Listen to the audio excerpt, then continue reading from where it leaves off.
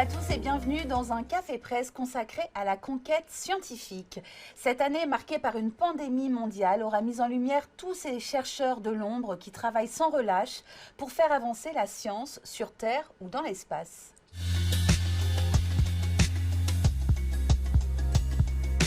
L'espoir renaît. Ce n'est pas moi qui le dis, c'est la revue C, dont le 3e numéro vient de paraître en kiosque.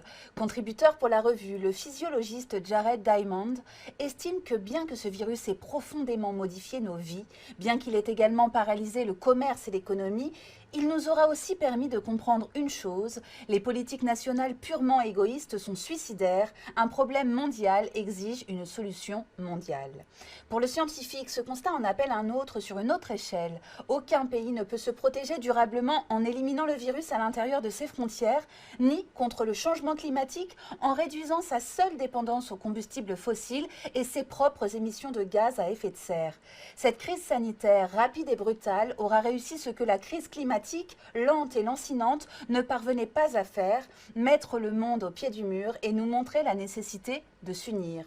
Ainsi, toujours selon Jared Diamond, si les peuples du monde s'unissent pour vaincre la Covid-19, ils en tireront peut-être une leçon.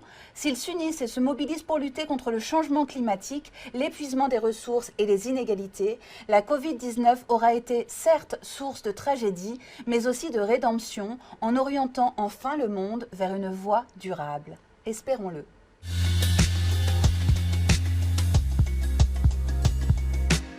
Le magazine Science et Avenir nous invite à renforcer notre immunité. Comment ? En prenant soin de nos microbiotes. Présents dans l'intestin, sur la peau ou dans la bouche, ils jouent un rôle fondamental dans la protection contre de nombreuses maladies. Des chercheurs ont voulu analyser de plus près ce qui se passe dans le microbiote intestinal des patients touchés par le coronavirus et les résultats sont intéressants. Ils suggèrent en effet que le microbiote est impliqué dans l'ampleur de la gravité de la maladie, possiblement par la modulation des réponses immunitaires de l'hôte. Par ailleurs, l'altération de la flore intestinale chez des patients pourtant guéris pourrait expliquer les symptômes persistants. Faudra-t-il pour autant adapter son alimentation pour être plus résistant au Covid ? S'interroge le magazine. Peut-être, mais il est trop tôt pour dire comment. Si vous tenez à comprendre le mécanisme de cet ensemble de bactéries naturellement présentes dans votre organisme, je vous invite à lire ce dossier passionnant dans son intégralité.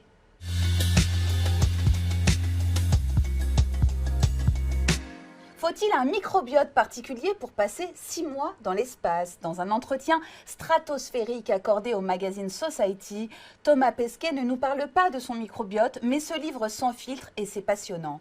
À 43 ans, le Français repartira le 22 avril prochain vers la Station spatiale internationale à bord d'un vaisseau construit par SpaceX, l'entreprise d'Elon Musk. Sur ce dernier, Thomas Pesquet confie « Parfois, il est super énervant, comme quand il parle d'aller sur Mars en 2024, c'est certain que ça n'arrivera pas, mais d'un autre côté, il a les défauts de ses qualités. Il faut être complètement fou pour monter une entreprise spatiale en partant de zéro. C'est dommage parce que ça crée un truc difficile à lire pour les gens qui se disent « Musk, c'est les voitures Tesla et SpaceX, donc Mars 2024, c'est bon, on y est ». Et sur Mars, d'après Pesquet, on n'y est pas du tout. L'astronaute nous rappelle quelques données qui donnent le vertige. Pour aller sur Mars, dans le meilleur des cas, c'est 300 jours aller, 300 jours retour. Donc il faudra pouvoir survivre 600 jours. Il va vraiment falloir réfléchir à ce qu'on laisse derrière et aux chances de retour. Thomas Pesquet oublie aussi un petit détail. Pour se lancer dans de telles missions, il faut avoir un mental particulier et ne pas avoir un froid aux yeux. Ça tombe bien, lui, l'anxiété, il ne connaît pas. Je n'ai pas cette fonction du cerveau qui fait trop réfléchir aux choses. Ma compagne dit assez souvent en rigolant que je suis mort à l'intérieur. Je pense que j'aurais pu tuer des gens, ça ne m'aurait pas empêché de dormir. Ah oui, quand même. Heureusement, Thomas Pesquet préfère aller dans l'espace. Ça tombe bien car on prend toujours autant de plaisir à suivre ses aventures extraordinaires sur les réseaux sociaux. Bon week-end à tous et à la semaine prochaine.